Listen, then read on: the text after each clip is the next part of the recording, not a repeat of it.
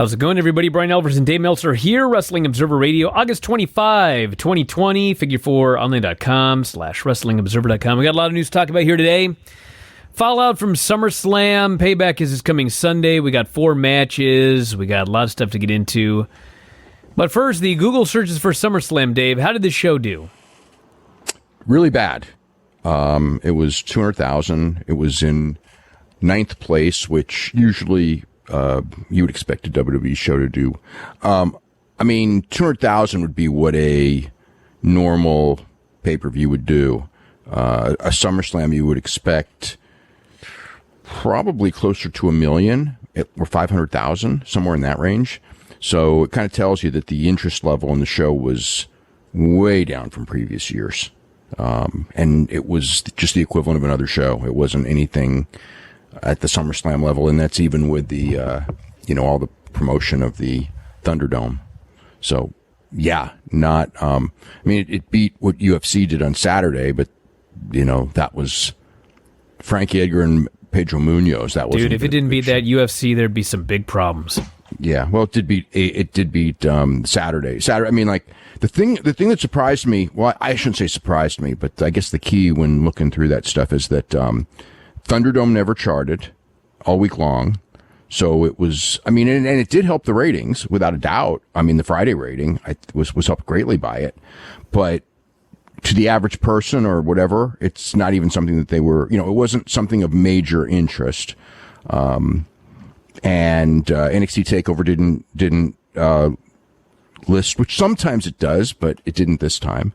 The AEW Saturday show I didn't expect to list and did not, because TV shows rarely do, almost never. UFC TV shows do, but pro wrestling TV shows never do. The only things in pro wrestling would be news stories or, pay-per-view shows or, major shows. So, that was the big thing. But yeah, so, it doesn't really matter because it's not pay-per-view anymore, network subscribers is a completely different, it's like this isn't going to predict network subscribers or anything like that. So it's just, it's not like with UFC where you can look at the number and kind of get a good gauge most of the time as far as like how the show did. But it is a good gauge of the interest level of the show. And, with all of the different things that they did, the interest level wasn't high at all. Well, the next day, on Vince's birthday, he showed up and he tore everything up and he ripped it all up and he rewrote everything, and we ended up with this Raw show, which... Well, not exactly, but it dude, this was straight out of WCW. I was watching this show. It felt like I'd missed weeks. So all this stuff happening. They shot multiple angles in one night. We did get 4 matches. They had to shoot multiple angles in one night because they have a pay-per-view on Sunday. Well, maybe they shouldn't have had a pay-per-view on Sunday because shooting multiple angles, 3 weeks worth of angles in one show sucks. Okay. I do not know why they had a pay-per-view on Sunday. I guess the reason is because Roman Reigns was returning. But what does that have to do with anything? They want, Roman Reigns is returning. So what? He returned, and he can do a feud for 4 weeks and then wrestle at the next pay-per-view. Yeah, no shit. I know. So, what other reason would you do 2 pay-per-views in 2 straight weeks? I have no earthly idea. I have no earthly idea. It's okay. It's obvious. What happens the next week? They don't have. Are you talking it's just for a counter programming for AEW? Yep. What else? An AEW show on a Saturday, so they're running a show on a Sunday? Well, they're running 2 straight shows. Dude, are these people out of their minds? That ain't going to make a shit's worth of difference for the AEW pay-per-view. Okay. That's a rhetorical question. Of course. Dude, run a pay-per-view on Saturday. What did they do? What did they do that necessitated coming back 7 days later? I have no idea, Dave. If you want to, here's my question. So AEW is running a pay-per-view. They've got a WWE network. Why don't they run the show on Saturday? Why are they running the show on Sunday? That doesn't even make sense. That's their tradition. They're not going to run on Saturday because Saturday. So they're not going to run head-to-head with the show that they're worried about. They're going to run the next day, thinking if we run a show on Sunday, no one's going to buy a pay-per-view on Saturday, even though the network, they're already paying for it because they bought SummerSlam. That's what you're telling me? I think that the idea is that they're on, because they still are on pay-per-view. So the people who would buy the pay-per-view would be that audience would burn out that audience by 2 straight weeks. So they have to come in week 3. I think it's a giant waste of their time. I think it's a giant waste of everything. Well, a lot of things are, but that's what happens. I mean, we got rushed storylines, we got rushed booking, we got a disaster of a show where nothing made sense. All of that. Okay, so what happened today? Because what's been coming out is it's not wrong, but it's not right. Okay, so Vince did change a lot of stuff in the morning. He was on the phone with them all day, and then he flew in. He got in about 7, and he changed some more stuff. Now, the actual scripting of the show, the final script of the show went out at it was after 9 o'clock. So they were an hour into the show before they actually finished the show. All of the that sounds like everything I said at the beginning of the show. Pretty much, but it's not like he came in at 7 and tore up the whole show. They only changed it. They changed some things after 7, but it was mostly changed during the day. But yes, they did. A lot of the show was changed.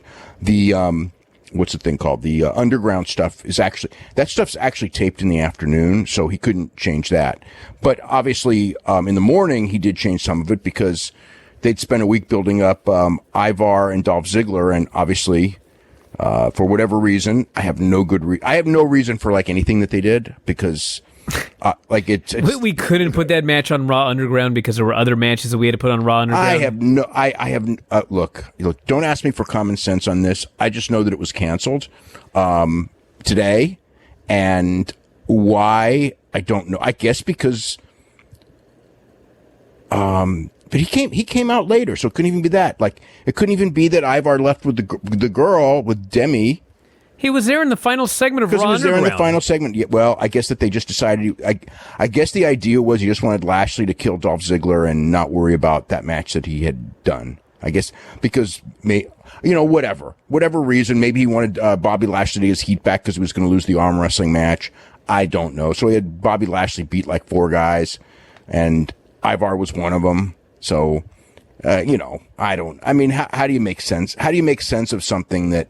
Again, the whole, they changed the whole show but they didn't change any of the pay-per-view matches. The pay-per-view was decided. And it's all built around, the Roman Reigns, Braun Strowman, and Bray Wyatt in a no-holds-barred 3-way? All right, here's the lineup. We got 4 matches. It's Bray Wyatt, Braun Strowman, Roman Reigns, no-holds-barred triple threat match for the title.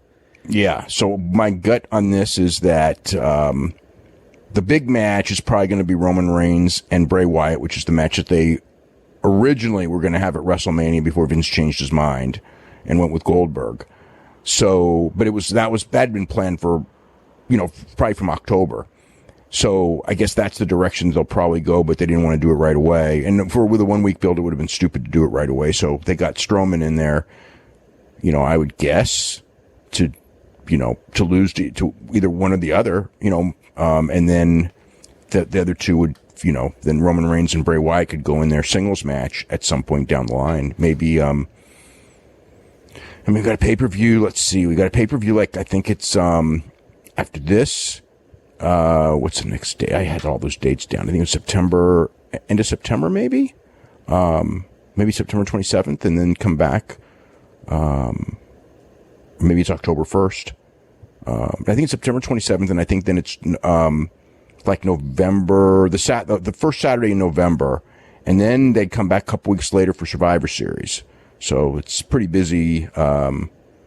But I guess that's a normal schedule. The second show is just the real weird one. All right, well, we got that. We got Keith Lee and Randy Orton. Yeah, Drew McIntyre has been punted 3 times. His head may be bleeding internally, so he appears to be off the pay-per-view, but this will be the replacement. He'll probably run in, given that deathly injuries usually are worth a couple of weeks. Yes.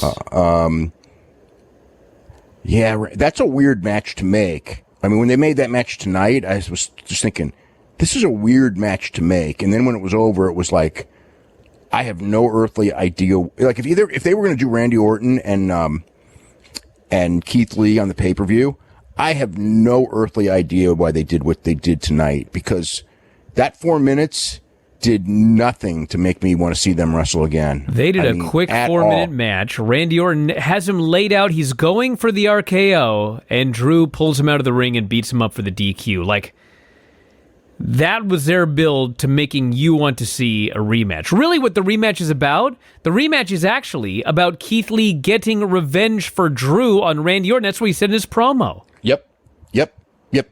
Even though Drew cost him the match, but he likes Drew. So, I have no idea, We have Apollo Crews versus Bobby Lashley for the U.S. title in a match that literally, that makes sense. Well, I mean, they're in the middle of the show and they say there's going to be an arm wrestling match, and Mark Henry just flat out says it's between the champion and the man who's going to be facing him. I was like, did they announce that at any point during the show, or was that like the announcement? Well, it was actually announced in the afternoon before the show, or maybe even in the morning. I mean, that doesn't count on national television. For those of us watching on national television that didn't spend the afternoon on Twitter, like, did they mention that one time on the show before Mark Henry said that? I don't know. I already knew it, so I didn't really think about it. I don't think that they did, because I didn't know that, and it was news to me when Mark Henry announced it. Yeah. I think that they actually did it at the beginning of the show, but I'm not positive of that. But I know I knew, and and then when they announced the arm wrestling was part of it, and the arm wrestling thing made no sense either, because how did that build anything? I have no idea. I mean, because the usual arm wrestling thing, and I mean, this is almost like a reverse arm wrestling thing. 'Cause the usual arm wrestling thing, it hasn't been done in a long time, but in the 70s, it was a really popular gimmick because of Superstar Billy Graham. Because around in the early 70s, they did an angle in the AWA with Superstar Billy Graham and Wahoo McDaniel, and it was funny because it was actually Vern Gagne went to Billy Graham and was just like, Billy Graham was really hot at the time, and he goes, "You got like, you make the choice. You want to do the arm wrestling thing with." I think it was Wahoo McDaniel. I know it was Billy Robinson, and I think may have been a third guy. I don't think it was Patera. It was Patera. They did the weightlifting thing instead. And so Graham chose Wahoo because he didn't want to wrestle Billy Robinson. I mean, Graham was, I don't want to say deathly afraid of Billy Robinson, but he did not want to wrestle Billy Robinson at all. They had they did wrestle a couple times, but they had very few matches. So anyway, it's a simple thing, Graham's going to win. He's got the big arms, and then Wahoo gets the advantage, and Graham turns the table over on him and beats him up and bloodies him up. And it was a super successful angle. I mean, they set record business in some cities. Winnipeg was one of the at the time it was the all-time gate record in Winnipeg. And they liked it so much that like a year or two later, they did the exact same angle with the Crusher, and that did big business too. And then, I remember Hulk Hogan did it with Jesse Ventura, and they did big business with that years later. But you always do the same thing. It's essentially the heel cheats and destroys the babyface. This one, it was like the babyface cheated, won, and when the heel came to destroy him, he got out of the ring. And it's like, what did this accomplish? I was baffled. I was baffled too. It's like, I mean, there's always new ways to do things, new and better. But this was, it was just not anything. It was just there. It's not always new and better, Dave. Sometimes people come up with new ideas, and it's not better. No, sometimes this was one of them. Sometimes it's new and worse. This was new and worse, but much worse. I mean, because when it's over, you clamoring for that thing. And so Bobby Lashley loses an arm wrestling match, which with his gimmick and everything like that, he should never lose an arm wrestling match, but he did. And then he he lost because the other guy cheated. I felt sympathy for Bobby Lashley. Well, they said that Bobby Lashley cheated first. I didn't really, because he didn't cheat at all. Well, they explained that he did cheat. He violated the rules by putting his feet in a certain way that was cheating, and then Apollo Crews stomped on his feet and put his arm down.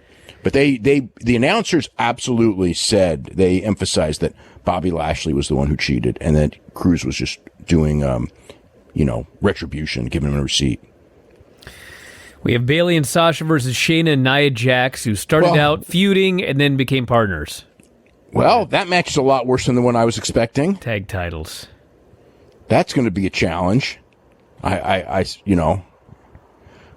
Whatever. That, by the way, the writers in that segment with Shayna Baszler and Nia Jax, it's like, I mean, I guess there's people who know about the Munsters, but Haystacks Calhoun. Oh, dude, the Munsters and Haystacks Calhoun, for crying out loud. I mean, well, you know what it is? There's words they can't say because they'll get heat for saying those words. So they instead said the Munsters and Haystacks Calhoun instead of the words that they can't say. I thought that's like, it's basically, we're going to do like a Vince Russo, thing, but they won't, people will get mad if we do it. So we're going to say the Munsters and Haystacks Calhoun. So that was quite something. Haystacks Calhoun reference in 2020. Unbelievable.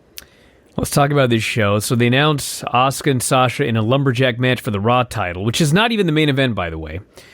Lashley, Apollo arm wrestling. Did you see that match? Well, and the finish? You're absolutely right. The Ray Dominic Seth Murphy main event was actually awesome, except for what they did at the very end of the show. But the match itself was really fun. Well, it's Ray. Ray's great. But what a finish. So Drew comes out, and they show clips from last night, and Drew says Randy was the biggest champion to date, and he basically said, I work harder than you, I'm better than you, and quite frankly, you won a match called the greatest wrestling match of all time, and you brag you were the greatest wrestler ever, and I beat you with a wrestling maneuver, so what does that make me? He says, I'm looking forward to a new challenger, but I know that Randy isn't going to let me go, so Randy, if you want another shot, I'm willing to do it again. So he celebrates. Did that make any sense at all? Well, he knows the booking. He's like, dude, they're going to give this guy a rematch, so what the hell? May as well just invite him down here. Well, at least by the end of the show, they did heat it up and gave you a good, a really good reason for a rematch. And then they're having a pay-per-view without the match. So he leaves, and like a complete idiot, he's got his back to the ramp, and Randy Orton runs out. He attacks him. They brawl backstage. Randy Orton gives him the punt. Drew pulls the old Shawn Michaels. He starts getting to his knees and stumbling up. Randy gives him a second punt, and Drew McIntyre is down and out for, 45 minutes. Yeah, that first kick missed so bad. But I thought that they, Did they realize that they can pre-tape even if it's a live show? Maybe it was a pre-tape. I don't know. But the first, they whatever, they cut the camera and everything where you didn't see how much it missed. But it's like, I'm watching the head and the foot is coming nowhere near the head. And then they just cut away so you don't see anything. When people ask why they do all those camera cuts, the idea is that everything, this stuff is missing. So the idea of the camera cuts is to fool you into thinking it's hitting. And this was like the perfect example of that. Except it doesn't fool me. It just makes me want to vomit. Well, in this case, I'm looking at it and just going like, isn't that like, it's like, if it looks like that, shouldn't you like redo it? I mean, because I think it probably was live, but it's like something like that. Well, they are one-take actors, so it's like, and it is Randy Orton. At the end of the day, if I was going to trust somebody to do it, it would be Randy Orton. It just didn't happen. And actually, I lied. It wasn't 45 minutes. It was literally after commercial. Drew gets up, says he doesn't want help, and he says he's fine, and he storms off after 2 punts. Yeah. Have a Keith Lee video package, and then Sarah's with Nia. Sarah's question is, excuse me, Nia, what are you doing here? And Nia is outraged, and Sarah says, well, you're suspended. And Nia says, I'm not suspended. All I had to do was go to Pat Buck and apologize. What did we think that she did to Pat Buck? Well, I thought she apologized, but they wanted you to think that she had done something else to Pat Buck. So Shayna shows up, and Nia says, shouldn't you be worried about your match with Bayley? But you know what? If you need help with her, give me a call. Shayna says, I'll call you Haystacks Calhoun. But he was actually good looking. And Nia says, well, you're an Addams Family reject. Was Haystacks Calhoun? Oh, so I mean, I guess that there's people who know the name Haystacks Calhoun, especially people who are 55 years old, which is like half of their audience. Their audience, I think, would probably know who Haystacks Calhoun is, but, a younger audience, which they don't have, would have no idea what she was talking about. Yeah. So Haystacks Calhoun was like 600 pounds, in theory. It's probably a little bit less, but whatever. He was very big. Yeah, he was... If you watch like NFL and stuff, and the older announcers, when there's some wrestling reference, they rarely say Hulk Hogan. They usually say Haystacks Calhoun or Argentina Rocca or someone from that generation because they're really old announcers. And but aside from that, like you never hear the name Haystacks Calhoun anywhere anymore. So we have a Bayley versus Shayna match. Nia comes out to watch. Shayna works her over for a while, and then Bayley jumps Sasha from behind for the heat. And literally, the announcers are still playing the same game. They say, once again, Sasha has Bayley's back, but Bayley did not have Sasha's back last night. That was the storyline, and it's like, but that didn't happen. I know, I'm sick of it. So Nia then comes down. She just yanks Shayna out of the ring for the DQ. Shayna and Nia get into a brawl. Sasha and Bayley are laughing. So Nia and Shayna stop brawling, and they stalk them, and Bayley and Sasha run up the ramp. So, this was like 2 weeks worth of angles in like 5 minutes. Kevin? Well, they needed to rush it to get that match, but why would you... I mean, at least like, okay, Asuka and Shayna Baszler won the non-title match, right? They did. So why would you replace Asuka with Nia Jax? In what universe does that make for a better match? I don't know, maybe... Does it make for a more attractive match? Does it make for a... You know what I mean? There's like nothing. Well, the only thing I can think is they're winning. Oh, what? Which I pray that they don't. Baszler and Nia Jax are going to win the tag team titles? I hope not, but I mean, maybe that was the idea. They didn't want Shayna and Asuka stuck together as a tag team. Asuka 2 belts? Yeah, I guess. So we have Kevin that Owens. Means I hope that they don't, because that means that they're going to be on like at least 2 shows. I got nothing against Shayna Baszler on 2 shows, but I don't know. It's kind of overexposure. I mean, it works with Bayley and Sasha Banks because they're really good, and they're entertaining as a duo together. Yeah, great time to break them up. Well, so I can't imagine they're going to take the titles off of them. I mean, I can because anything's possible, but that would be it. As hideous decisions go, that would be high on the list. Kevin Owens show, he calls out Aleister Black. Aleister comes out, he's got a bandage over his eye, he's all depressed. Kevin says, how's your eye doing? Aleister says, well, let's show them the footage. Kevin says, well, I think we all saw it, we don't need to see the footage. And Aleister goes, show them the footage. So they show the footage, they go back to Kevin, and he says, well, I understand. Seth and his disciples, they made me question why I'm here. You can ask Ray, you can ask Dominic. I've done some terrible things, but I've tried to take a different path. Seth Rollins is not like that. All of a sudden, Aleister just beats up Kevin Owens. He elbows him, he gives him a spin kick, he lays him out, and he leaves. So, for no reason, out of nowhere, he has turned heel, and he will be feuding with Kevin Owens. No attempt to get revenge on Seth, no attempt to get revenge on Buddy. He's just a bad guy now. Yep, that's how it went. But nobody saw it coming. Well, I certainly didn't see that coming. Nope, didn't see that one coming. And Kevin Owens needs an opponent because originally Kevin Owens was supposed to work with Seth, but Ray signed, so now Kevin Owens needs an opponent. So now he's got an opponent. So that's just what it is. We have Bayley and Sasha in the back with Charlie. They're complaining about the lumberjack match tonight. Sasha vows to win the title, and they'll take care of Shayna and Nia. Suddenly, a screen says, breaking news! It's Roman Reigns, Braun Strowman, Bray Wyatt, Payback, and, you'll never guess, everybody, a contract signing on Friday Night SmackDown. Yep. We don't have enough of those. Can we get a count of how many contract signings we've had since Pritchard took over? Like, it's literally got to be like at least one a week between Raw and SmackDown. I don't know if it's quite that many, but it's it does feel like it's about 3 a month. We have R-Truth, Cedric, Shelton, Tozawa, 4-way for the 24/7 title. Shelton powerbombs Tozawa outside. The ninjas catch him. Truth sends Shelton outside. The ninjas just grab him. Tozawa sunset flips Truth, wins the title. And then Shelton beats up the ninjas, and Tozawa deserts him. This was like 2 minutes. I don't know what the point was. Fill time. Have a championship match. It definitely filled time. Yep. Not sure if I consider this a valid championship match, but I know what you're trying to say. They got R-Truth to do a ring entrance, and they got the ninjas on, which is so ridiculous when you've got Retribution and the ninjas in the same freaking outfit. And I guess Shelton gets a match, so to speak, barely. And Cedric's on his way to wherever he's going. They got that Cedric storyline going on. So he didn't win.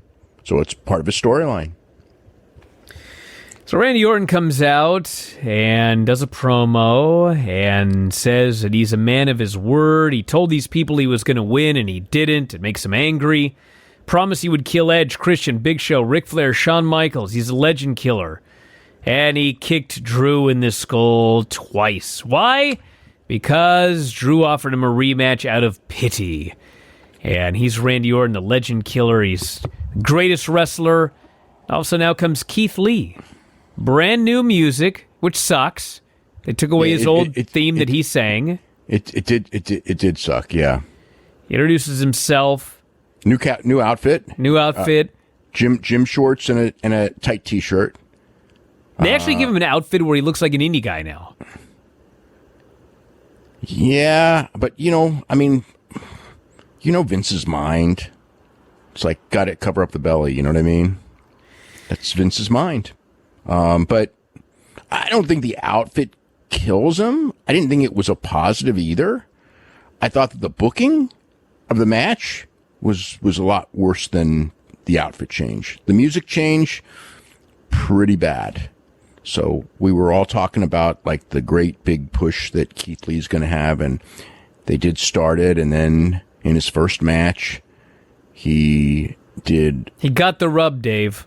He did do a leapfrog. Got the rub to lead. Did he do anything besides did he do anything besides the leapfrog and us being told over and over again how agile? Oh, we had a great streak, and then Dave dropped. Stand by. All right, Dave's back here. David tells me that the internet is supposed to be fixed tomorrow. That's the plan, he said. But we all know how these plans change. Well, this will be the second time. This will be the second time that they're supposed to install new internet here. Yes. So we'll see. Yeah, the last installation was like the Ivar Ziggler match tonight. It just didn't happen. I was sitting here waiting, and nobody came. Yeah, last week. It's like, what happened? And they go, well, we'll have to reschedule for a new date. And, it's just, what are you going to do? But it's like my internet's working for everything else. So it's not like it's that frustrating, other than when I do the show and it was dropping off, I was just seething. I can't handle this. It just drives me crazy. Hopefully this all changes after tomorrow. Anyway, we had a week-long streak. So Keith Lee comes out, challenges Randy to a match. Randy says, maybe later, and he bails. Now, did they announce they were actually going to wrestle later at some point? Did I miss this? After the next commercial break, they announced it. Okay, yes. All right. I mean, right away. And I was thinking, like, because when he bailed, I figured, okay, he's going to do the match, like, because I figured Drew was going to wrestle Orton on the pay-per-view, since they already shot the angle, right? So I figured that, okay, so Keith's probably going to wrestle Orton on the next pay-per-view. Instead, he bails, and then coming back from the commercial, the match is already signed. It's like, what was that all about? Got me, dude. Yeah. Charlie notices Angel and Zelina argue in the back. There's Demi. Yep. And Charlie wants to know if Zelina is ready to admit she poisoned Montez. Zelina denies it. Angel says, Charlie, you're making her mad. She got caught. Everybody gets caught sometimes. Zelina's furious at him. She storms off. Angel starts hitting on Demi right in front of Charlie. But then he hits on Charlie, too. He invites her to come out to the ring with him tonight as well. Charlie is not thrilled. But he asked Charlie out, too. Yes, but she didn't want this to be a threesome, Dave. She wanted this to be one-on-one. Did she say that? Well, she made it abundantly clear by her face. Oh, she was outraged when he invited her as well. I must have missed her facial reactions. Oh, man, she was not happy. Not happy. After 6 months of this stuff? And they haven't even gone on a first date? And he's a freaking ladies' man? Yeah, what a ladies' man. He skips. I mean, what a like his ladies leave with somebody else every time. And what tact? I mean, think about it. Like, could you have like, I mean, like, think about this, okay? Could you have maneuvered that situation any worse? Like, well, he's such a Lothario, Dave, that he thought that he could pull this off. Wait, he's such a Lothario that this woman who's hot has been wanting him for months now, and he hasn't even taken her out yet or nothing, even though he makes eyes for her and all this, right? He's playing hard to get, Dave. She wants him more every week. But then when it comes time, the first time, he asks her out after he asks out another woman right in front of her. He's so confident he thought she'd just fall at his feet when he asked her out. Oh, man, he sucks at this stuff. Plus, no, the problem is he's really good, but it struck out this time. Then he sucks. No, you got to be really good at it to have the balls to try something this ballsy. No, it means it sucks. Okay, if you are like so good at this, if you were so good at this, you would not make these elementary mistakes. My point is, he probably does this all the time, and the women always say yes, and so he figured the same thing would happen here. But Charlie was like, "Wait a second, I don't want this to be two of us and you. Come on." We haven't seen him with any woman except for frickin' Demi, and Ivar's beating him on her too. Well, funny you mention that. It's Angel versus Montez, and Demi's out there. They go 90 seconds. Out comes Ivar with a turkey leg for Demi. He says, "Hey, you want to get out of here with me?" She goes, "Sure." So another 18-34, history on the show. They fight up top. Montez bumps him off. Helicopter frog splash gets the pin. What's Demi doing here every week? I don't know. They don't even push The Bachelor. No, they mentioned it tonight. Barely, but it's not like they push it. Yeah, they mentioned it, but I have no idea what she's like. Like, there's the first week, it's sort of an explanation that Garza invited her. Okay, but now she's just there every week. It's like, she got like a permanent invitation or something. Maybe she's part of the Thunderdome. She comes with the arena. Yeah. Part of the set. I don't know. Okay. Well, it's a better answer than they gave me. Maybe she's on the ring crew.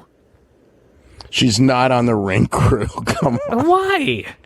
Why? It was described to me that on The Bachelor, she's the female Stone Cold Steve Austin. You don't think she can put a ring together? I'll bet you she could.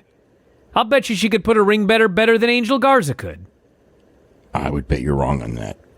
I'll bet you Angel Garza's been in the wrestling business since he was probably like 5 years old or 3 years old. Yeah, so he's probably never on the ring crew. His grandfather was a wrestler. His father was a wrestler. His uncles were, or two of his uncles were wrestlers. I'm sure that he was on the ring crew in Monterey before he ever wrestled. Demi, I don't think she's been on a ring crew. Sorry. I mean, they could have, if she, they could have said, Demi Burnett, former ring crew. Sure. In Memphis. Black Label Pro Wrestling or something. Now he meets with Shayna. She says, I swear to God, this is how it started. At first, I wasn't thrilled about teaming with you at Payback. What? Am I missing like all sorts of things by skipping these commercials? Are they loading up these commercials with new matches for Payback? No, but you were supposed to assume it. They fought at the beginning of the show. No, I didn't assume they were teaming up at Payback. Well, I did after that segment. Well, you assumed it because it would make logical sense because they were looking at them, but it wasn't fucking announced. They chased them off. They may have been announced. I don't remember because it's like I already knew, so I didn't really care. Well, anyway, they're teaming up at Payback, and Nia says, we could win the tag titles. I sure do want them. And Shayna says, well, I'll help you with that, but you've got to get off my back and leave me alone afterwards. I'm like, Shayna, do you know how tag titles work? This is not like MMA where you win a championship and then, you go to win another one. If you win these titles with Nia, you got to team with her every week. You have to defend these titles. It's not a good idea. Nia gets all snippy, and Shayna slaps her and walks off. And then, Bianca and Liv and Ruby walk up. And Liv and Ruby are best friends now. How many weeks of TV have I missed since yesterday? Well, I mean, they put them together. They put them together. Liv and Ruby have been put together for weeks now. They have not been put together. Like, Ruby's sad and she's crying, and then Liv's crying, and they get beat up and all this other shit. But they've been together. They've been feuding with the Iconics for weeks.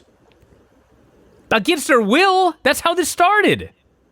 Well, no, Ruby said that she was just sad and jealous that Liv didn't need her anymore. Yeah, and Liv wasn't accepting it, and they got jumped by the Iconics. Well, now they're buddies. They made up on Tuesday. They hung out. Show's killing me. Hey, you expect, like, explanations for this stuff? You expect common sense when they're throwing this stuff together with, you know, they only got 40 writers. What do you expect? So we have Iconics and Zelina against Bianca, Ruby, and Liv. What a heel team. So, thankfully it didn't go too long. Zelina worked the entire heat. And then Bianca got the hot tag. Iconics broke it up. Peyton took an enziguri and went down and grabbed her knee and shin. So I was really worried about her, but I think she showed up for the lumberjack match, so I presume she's fine. Yeah. And then Belair gave Zelina the KOD and got the pin. We have Ricochet and Cedric goofing around backstage with Mark Henry. Cedric beat him in an arm wrestling match. MVP shows up. He screams at him for clowning around, gives Cedric the pep talk. Seeing as how this show was booked tonight, I now fully expect that Ricochet is going to be the one to turn heel and join the Hurt Business. Gotta have a swerve. You never saw it coming, Dave. Ricochet turning heel. That makes all the sense in the world. We need a really good, high-flying, small heel. And then they can book him like they booked Gable when he turned heel, and just have him get beat every week. And then I could go like, you know what? He needs to get the fuck out of here. I feel like we said that before. Yeah. Mark Henry's in the ring. This is the arm wrestling deal. So they're both there, and Apollo Crews, the babyface, stomps on Bobby Lashley's foot. Bobby Lashley put his foot in a spot where it was illegal. Come on. And so then he stomped on his foot, and then he beat him. So it was retribution. Bobby Lashley's furious. I'm furious. I thought it was like kind of ridiculous that he wanted to arm wrestle him while still wearing a suit jacket. Wouldn't that be like Well, ridiculous? He was about to, but then he stopped and he took his jacket off because clearly he was going to tear that thing up. Exactly. It's like he wasn't even thinking. The dude wasn't even thinking straight. We have Ray with Dominic and his wife and Charlie all facing the camera awkwardly. And Ray cuts his great promo. Whatever happens tonight, I'm proud of my son. Dom gave Seth hell last night. Charlie wants to know if Dominic was nervous. He says, I was terrified, but I had my family in my corner. Ray says, Seth doesn't get it. We're a family here. We look after each other. We stick up for each other. Someday Seth will have a family. He's going to understand what he did to me and my wife. But, okay, here's a problem. They're a family and they stick together, and in every single circumstance, they've got their ass kicked and lost. Every single segment. It's like, what's the power of a family when all you do is lose? No, I'm sure they'll win at some point, but I thought it might have been tonight. They didn't even win tonight. They got their ass kicked again. So, yeah, they announced that Ray and his son will team together in the ring for the first time ever tonight. I'm thinking, you couldn't do this at Payback? Isn't this like a pay-per-view match? Ray and his son teaming together for the first time ever against Seth and Buddy. That's a pay-per-view match. But you know what's even worse? It's like Ray went from being blind in one eye to possibly being able to save the eye. Okay, and it's like weeks later, he's already wrestling in a match, and they don't even talk about like, oh, you know, like some medical procedure. It's like he's fine. It's like, what? Once he signed that contract, his eye magically healed. I recognize that. He made big money and a special something to put on his eye to see again. But it's the like negotiations. That is like some kind of ridiculous having him. I was just like, what? Okay, what is he doing wrestling? I mean, like his first match coming back from this. Aside from that, it should have been months later. It should have been with a big build for 2 weeks. And it shouldn't have been on Raw. It's like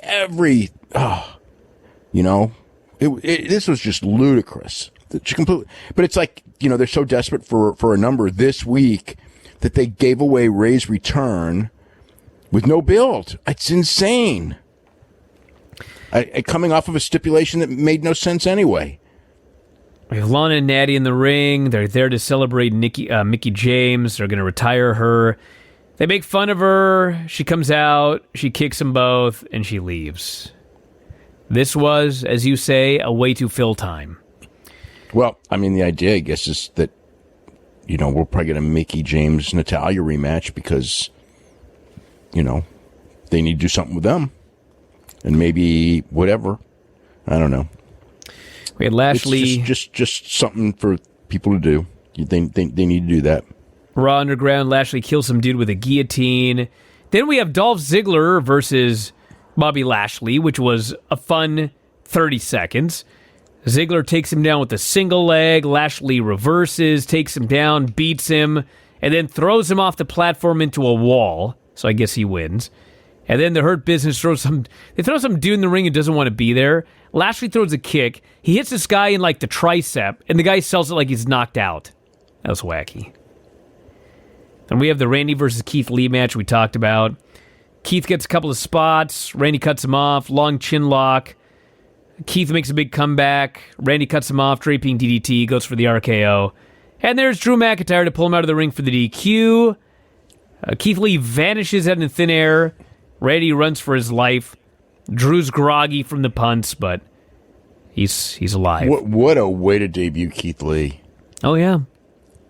I mean, I guess he should have done some stuff. I mean, aside from what he did, one leapfrog, right?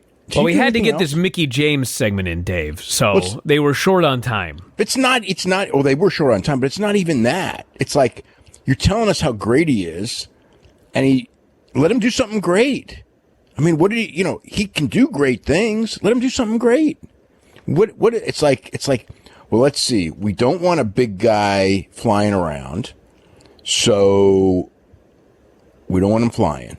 And it's like, but what makes Keith Lee special? Well, I mean, he can do pretty decent promos, I suppose. But what makes him special is that what they keep saying, he's got unbelievable agility, unreal agility. It's freaky. And then he goes in there and he does like one leapfrog and that's it. It's like, I don't know. I'm not dumbfounded because it's like I see it all the time, but it's like they give this guy this giant build up. Well, I mean, he's going to be in the main event on the pay-per-view. He does have the pay-per-view to redeem himself, but I hope he does something special there. So Charlie's with Drew, and he gets attacked by Randy. Randy gives him the third punt of the evening. Go to commercial, come back. Charlie's outside the doctor-trainer room. She says it's not good. Could be a skull fracture, might be bleeding on the brain, which could be career-threatening, or even worse than that. So he'll be back in 2 weeks? Probably less. Probably right about the pay-per-view. Yeah, he'll probably run out at the pay-per-view. Yeah. Yeah, career-ending injury. Be back at the pay-per-view on Sunday. So we have Asuka versus Sasha in a lumberjack match for the Raw Women's title. This was not as good as the match the night before. Fuck. Sasha gets bumped outside early. They go to commercial. They come back, and they're beating up Asuka. It's literally Sasha and Bayley outside beating up Asuka by themselves. And Byron, who's usually useless on commentary, he actually asks a brilliant question. Where are the lumberjacks? They're just saying they're doing nothing. And Tom Phillips' answer is, well, Bayley's a lumberjack. I'm like, what? So then Asuka makes his comeback and starts beating up all the lumberjacks. It's like we need lumberjacks out there to take care of these lumberjacks because these lumberjacks are getting beat up by the wrestlers. And then Sasha hits a frog splash. Asuka kicks out. Bayley goes to get a chair. She's going to give a chair to Sasha. But Shayna stops her. Asuka grabs Sasha, puts her in the Asuka lock, and submits her. I'm like, dude, you can't even tell your own story. The story. Bailey is here trying to help Sasha. They're going to, in the story, they're going to blame Bailey for distracting her. And that's what they said. They said Sasha was distracted by Bailey and Shayna fighting. And it's like, because Bailey was helping her and she was attacked by Shayna. None of this was Bailey's fault. Sasha lost on her own again. And they're telling the story that Bailey is not helping her friend. I'm like, dude, why is this so hard? I have no idea. I cannot explain much of this right now. It's like watching WCW. This is literally like watching WCW. It's a lot. It has descended into WCW. Not better talent, but it has descended into WCW. As far as booking, yes, it is just like that. Okay, but WCW did a lot of stuff outside the ring that was a lot worse than this. They did some really wacky stuff outside the ring, but I mean, it's just... The Fiend in the ambulance would have fit right in to your average Thunder, except it would have been Sid. No, it would have been... No, Sid wasn't Supernatural. It would have been Ultimate Warrior. Yeah, whatever. They did the same stuff with Warrior, actually, with the mirror and... Yep. The Fiend and Ultimate Warrior are the same person. So Drew's taken away in an ambulance. The Fiend didn't come out this time. He's on his way to a local medical facility, we are told. And then Keith Lee is furious and vows to take out Randy, which is taking place at Payback. Raw Underground, Lashley kills Cedric, armbars him, won't let go. They have to drag him off. And then Ivar attacks Lashley. We get a huge brawl with the Hurt Business and the Viking Raiders. And yes, the first match ever advertised on Raw Underground, the only match ever advertised a week in advance, did not take place here tonight. There was no Ziggler versus Ivar match. Where was Demi? I don't know, actually. Probably in the crowd. Oh, okay. Or maybe she dressed up and she's won a Retribution. I didn't think of that. So then she wouldn't have been with Ivar. Well, she wasn't with Ivar. Ivar got in a big brawl here. I didn't see Demi. That was my point. They left together and then she was gone. Yep. It's like, this doesn't make sense. They left together to go to Raw Underground. And then he's at Raw Underground and she's nowhere to be found. I mean, shouldn't they have at least shown her in the crowd to make their story make sense? Dave, come on. Making their stories make sense? I don't know. Seth and Murphy versus Ray and Dominic is the main event. And Dominic did some great stuff early. And Ray did something, but the camera totally missed it. Ray goes for the 619. Murphy pulls him out of the ring. Dominic gets eye cross off the post to go to commercial. After commercial, Ray's just getting beaten up. At least they showed us a replay. So, actually it was Dominic getting beat up. Ray gets hot tag. And actually, no, Ray was getting beat up. Dominic made the hot tag. Dominic was the one who got the hot tag. So he hits a Hurricane Rana, springboard DDT. Ray tags in. Murphy gets a blind tag. All of these big spots. Finally, Ray and Dom hit the double 619 on Murphy. Ray says, Dominic, go up top. I'm thinking, my God, Dominic's going to hit the frog splash and win. But the lights flicker. Dominic is distracted. Seth throws him off the top. And Retribution hits the ring. Everybody flees. The announcers flee. Retribution gets in there. Ray and Dominic have no friends. Not even Ray's wife. They just get defeated, destroyed, smashed, beaten, pummeled by Retribution for about 3 straight minutes, and then the show goes off the air. Is this going anywhere? Well, I'm sure it's going somewhere, but it's poor Ray. They're spending millions on this guy, and this is how they book him. Well, luckily for them, they've got billions. True. That's Raw, everybody. That is Raw. We got NXT. Yes. I wonder. I keep thinking that, the rating, because of... I mean, I guess it will probably be good this week for all those reasons.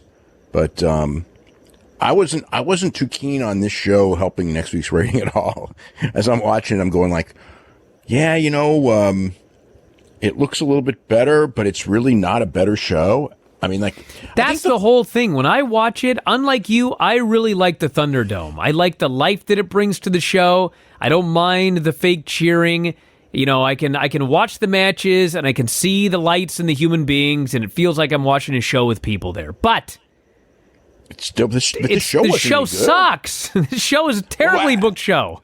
Well, I was actually enjoying the show for about I would say 90 minutes, just because there was a lot of stuff going on. But by the end, it was just like, this stuff is not making sense at all. And it's like, at that point, it's like, I don't care about all the brightness. It's like, at some point, these stories have to, make sense. I mean, there's got to be some quality control. I mean, I know you can't have quality control when you tear up a show all through the day. I mean, it's impossible. But still, it's like, how are you going to make these stories make sense when you're changing them every week? You can't. It's impossible. Exactly. So what's the purpose here? I don't know. I cannot answer any of these questions. That's what I was thinking when the show's over. It's like, I have all these questions. I'm not going to bother asking because it's like there's no good answers anymore. So there you go. All right, some news notes. AEW toys. They're selling really good. They are among the top selling toys at Walmart right now, but they're almost impossible to get because almost all the stores, because of COVID, they were late in coming in, and as soon as they came in, most places sold out instantly. And now, even though there's a lot of orders, it's going to take a while for them to get in because they didn't expect them to sell as quickly as they did. So eventually this will all even out. But right now we were in the position where the demand is extremely high and supply is not there. But it is still on the bestseller list for Walmart toys. So that's a positive. Bellator, Paramount and CBS Network. Yep. After 7 years, the last Bellator show on Paramount will be September 12th.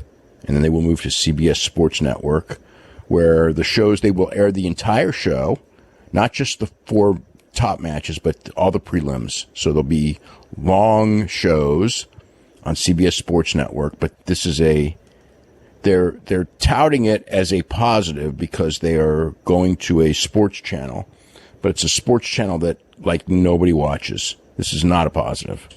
But the ratings aren't good, and that's the reality. Is the ratings on Paramount have not been good, and I don't know. Again, it's DAZN. They still got another year on the DAZN deal before they get canceled, but the tea leaves are kind of like DAZN's not going to renew them, so that isn't good. They're owned by Paramount, so. But, it was Kevin Kay's purchase. When Kevin Kay bought this thing, when he was running Spike, the idea is that, these sports rights are going through the roof. And every couple of years, we got to pay so much money to keep sports. So why don't we buy our franchise? So that way we can put it on TV and we own the darn thing. And they ain't going anywhere. But then Kevin Kay got replaced. And he's no longer with Paramount. With Spike turned to Paramount, they replaced Kevin Kay. No more kickboxing, which Kevin Kay liked but didn't draw any ratings. I liked it too, didn't draw any ratings. And then Bellator's numbers went down, even though they actually have, I think the Bellator numbers being down are largely due to UFC having so many shows and just so much exposure, and people aren't in the mood for more MMA in great numbers. Bellator used to do well when they would do, Stephan Bonner and Tito Ortiz and people like that were kind of big names, but they really, they don't have a lot. They have a lot of people who are UFC names, but they weren't like, I guess Cyborg, did draw when she was in UFC, but as far as Phil Davis is a good fighter, but he never really drew. Ryan Bader, good fighter, never really drew. They got, Fedor drew, but Fedor's long past his prime. They got a good rating out of Michael Chandler and Benson Henderson, but Michael Chandler's now a free agent. So he may end up in UFC, but who knows where he'll end up. But yeah, so, and they groomed all kinds of young stars. Aaron Pico lost a bunch. AJ McKee hasn't lost at all. But he hurt his knee, I think. So anyway, Bellator is CBS Sports Network, which I don't even think CBS Sports Network. I don't think that they're even that they're even like a Nielsen station. So I don't think we'll even get ratings for Bellator anymore. Dann Read. Dann Read, the e-promoter, he had a heart attack this last week. So wishing the best for him on his recovery. Yeah, it sucks. Double sucks. He was the promoter who tried to get all of his talent to join a union. It's like that. It's like I never thought I would see a promoter who said that he would pay the monthly dues to every woman. It's an all women's promotion for every woman who's on the roster, so they could unionize, or be part of the equity union, which covers stage actors and things like that. And pro wrestling is stage actors in a lot of ways. So, and I'm sure a lot of the women didn't want that because they're afraid that if they join the union, that it will hurt their chances in WWE. So it's a weird, I get it. I get it from their standpoint. But yeah, he's been trying to get equity involved in the wrestling business, and at least for the UK, so they would have something. And you have a correction on Tony Russo.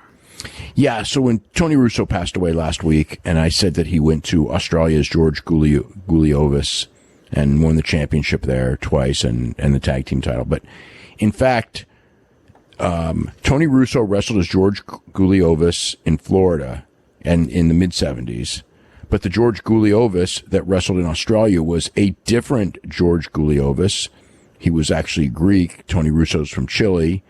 So Tony Russo never won those championships that I said, even though it was the exact same, it wasn't the exact same name, but it was essentially the same name. So I was wrong.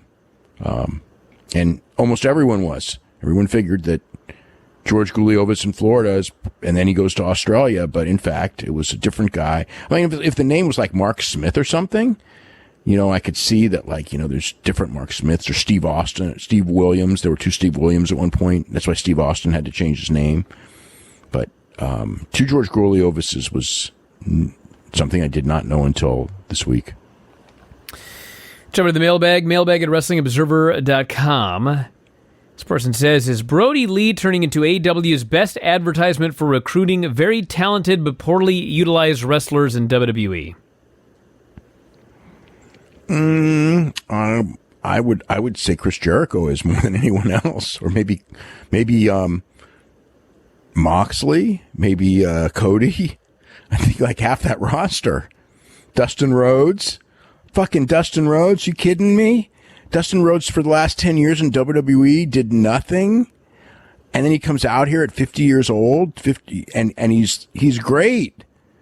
And when he was in WWE, well, yeah, but in a lot of those cases, he was gold dust for a long time, and then he got older, and he was great, but, Vince doesn't push older guys, and Moxley got a huge push, but they did stupid shit with him, and Cody got, big pushes and titles here and there. They didn't do jack shit with Luke Harper, with the exception of a short tag title run.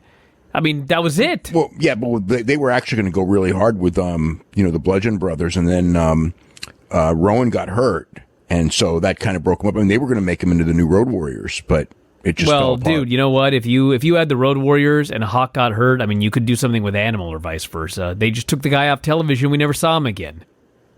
Yeah, and then, I still think, okay, so Moxley was a big star there, but as far as you never got the depth of how good in the ring Moxley was over there. Or how good a promo he was, even though he did do good promos in WWE, but they're nowhere close to the level he's doing now.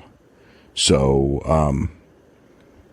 of course, then, Brody Lee's one of them. There'll be others, FTR will end up being one on that list too. They didn't do shit with FTR. I mean, they did in NXT, but they didn't do anything on the main roster. And look at these guys. These guys are great. So there will be many people who will fit in that. And Brody Lee's one of them. Lance Archer didn't really make it big until, I mean, he wasn't that great until he went to Japan, and then he kind of figured it all out. But yeah, Brody Lee's big, agile guy, and they put him over huge on that, on Saturday. And he's pretty good on the BT sets too, on the BT segments. This person says, when you watch the old WWF TV shows from the 70s, on every show, Vince McMahon has to read an extended spiel about how all the matches are exhibitions sanctioned by the State Athletic Commission. Why was this necessary? Probably forced on them by the athletic commissions that you had to advertise that when you're plugging live shows, you have to advertise that they're exhibitions. That was probably a regulation at the time because they were exhibitions rather than proclaim them as sporting contests. It was a lot worse here. Here, I don't know why, because they never had to do it in Southern California. But here, after I think it was Thunderbolt Patterson and Ron Pope, and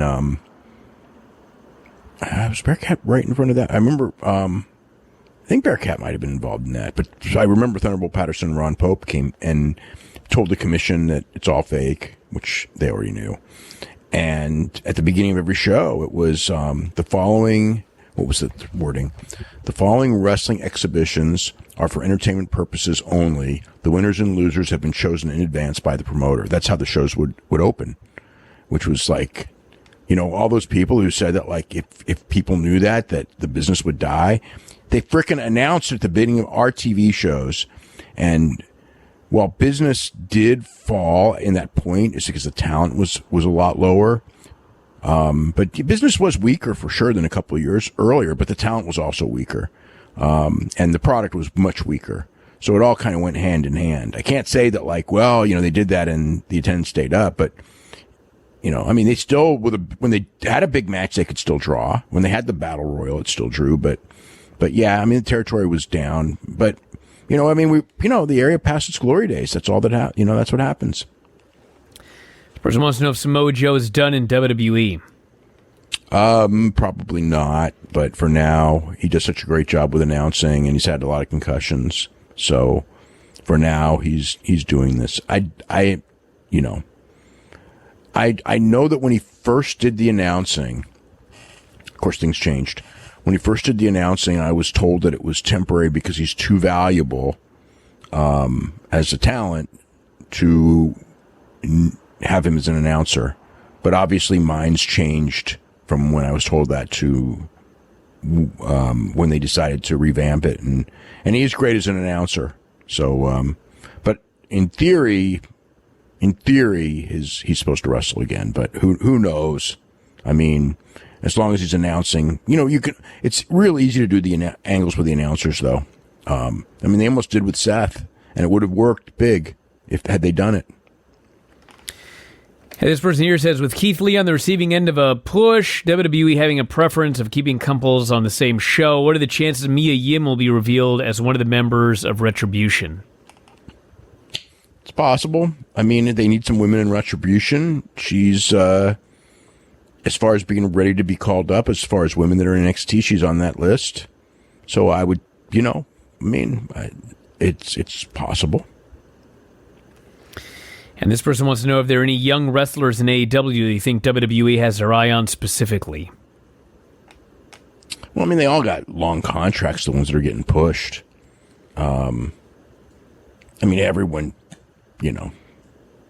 I think everyone's got their eye on some of those guys. MJF. How do you not have your eye on MJF, right? He's 24 years old, I think. As good as he is. But he ain't going anywhere for, who knows with it, again, he's under contract for several more years. And as long as there is an AEW, he's not going to go anywhere. And at that point, when his contract's up, I feel he will be in great demand. Jungle Boy will be in great demand, too, when his contract's up. All right, everybody. On that note, we're going to wrap it up for today. The back issue of The Observer is going to be up on the front page. New Observer out on Thursday. We did shows all weekend long. Head up there and check those out, and many more to come. And that's it. We'll talk to you again after a while.